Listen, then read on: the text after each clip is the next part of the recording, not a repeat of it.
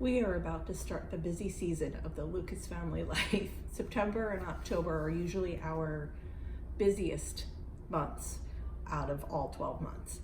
I don't know what it is, but the kids' calendars and just homeschool and stuff and life, it all just sort of gets really busy these particular 2 months. And I wanted to stop and talk about self-care in September and some things that I'm doing to make sure that, well, I care about myself this month because it can be hard when you're in a busy season of life. Welcome to the channel. My name is Erica Lucas. I am the Minimalist, and you can find me at ericalucas.com. The World Health Organization defines self-care as the ability of individuals, families, and communities to promote health, prevent disease, and maintain health, and to cope with illness and disability with or without the support of a healthcare provider. I think of self-care as anything that promotes something positive in your emotional well-being, physical health, or mental health. The things that I know help my emotional health are therapy, hugs, walking, time by myself. I know that time by myself is one of those things that helps me reset my mind and my emotions. My physical well-being, of course, there's hygiene, nutrition, medical care, walking. And my mental health, I focus on managing stress, brain dumps, walking, reading. September for us is busy. I recently just did my plan and prep and got my mind around all of the things that September will bring forth. So focusing on managing stress is huge for me in September specifically. I think it is like that for a lot of moms because we're back to school. We have sports, we have things that we're managing for the kids as well as for ourselves. Some things that I am prioritizing in September for managing my stress are staying organized, not only in my mind, but also in my house and for school and for work.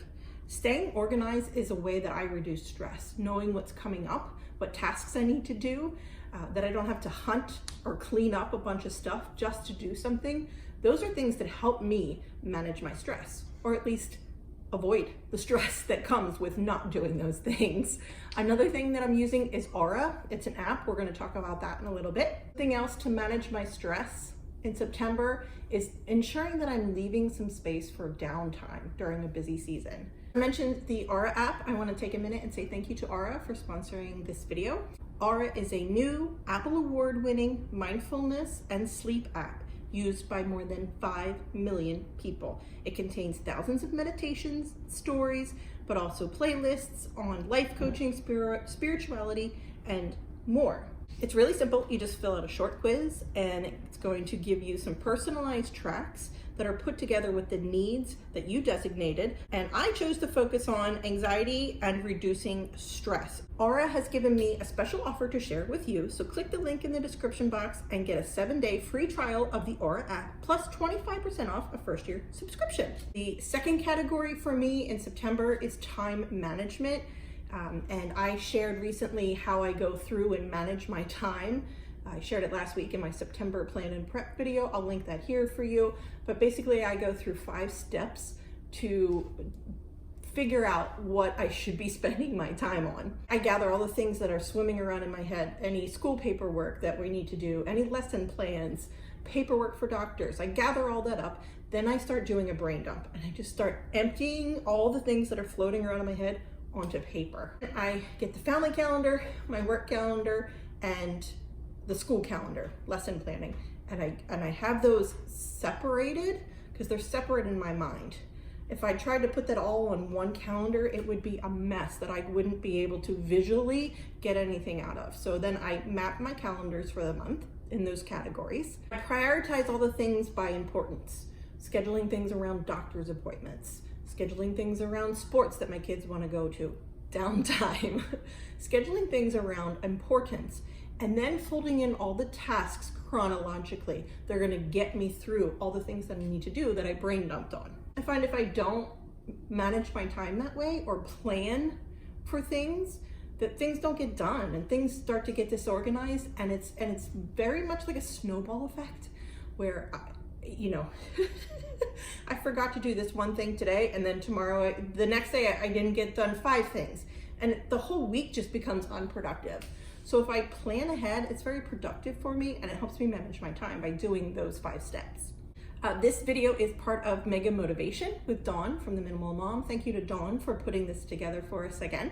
You're gonna find a playlist of a couple dozen channels who are sharing their time management tips this month. Go ahead and check that link in the description box for that Mega Motivation playlist. And then the third, I'll call it a category that I'm prioritizing for September. So it's managing my stress, managing my time, and then managing my walking. I am still shooting for 100 walks. I am going to hit that goal, but walking for me hits those 3 buckets that I talked about in the beginning: emotional, physical, and mental. Walking is not just about losing weight physically for me anymore.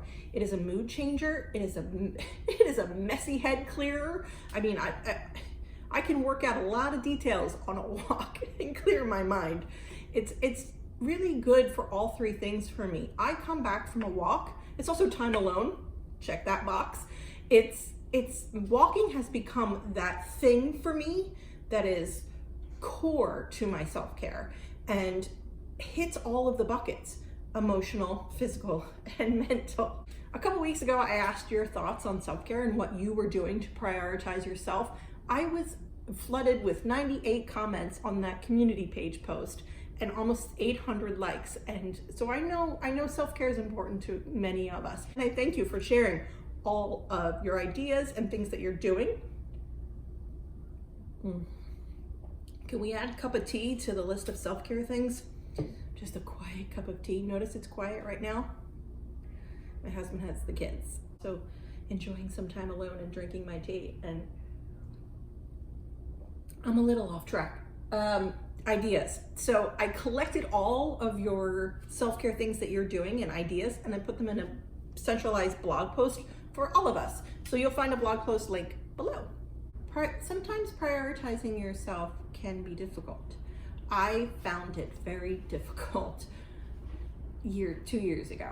Before I started minimalism, figuring out what I wanted from life, living intentionally, and choosing myself, I didn't have any self-care practices, and I was a mess. I was a mental mess, a physical mess, an emotional mess, and I would say the evolution over the last 2 years has been life-changing for me to figure out what I want, how I want to be, how I want to show up every day. And self-care is critical in that, and figuring out what your personal self-care is, what is going to reset you, what is going to make you feel good, is different from person to person. And I think figuring that out for yourself is important, even if it's one thing: going for a walk, reading a book, taking a bubble bath, whatever it might be. And a really important lesson that I've learned along the way with self-care is that I have to do it before I need it. I have to do it when I need it as well, but I have to do it before I need it. Before I'm completely overwhelmed and stressed out and a mess, I need to have already taken some time for myself and prioritized the things. So getting organized and managing my time ahead of schedule is a great way for me to avoid that hot mess version of myself that needs self-care. Yeah. Cheers.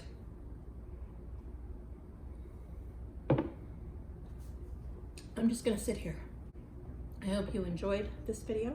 If you did, please subscribe and join our family here online. And here's another video.